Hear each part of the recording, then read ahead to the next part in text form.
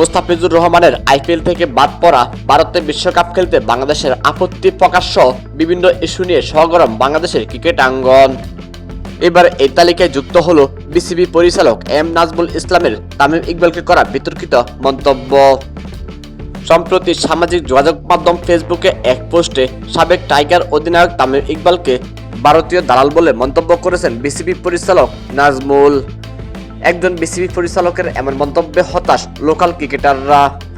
ক্রিকেটারদের স্বার্থ সংশ্লিষ্ট সংগঠন খোয়াব এক বিবৃতিতে এই বক্তব্যের নিন্দা জানিয়েছেন।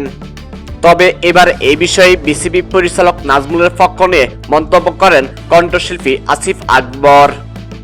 গতকাল নিজের ভেরিফাইড ফেসবুক পেজে এই মন্তব্য করেন তিনি, যেখানে তিনি বলেন, এই সুযোগে যারা ভারতের এজেন্ট হিসেবে কাজ করছে তাদের চেহারা জাতির সামনে আসুক।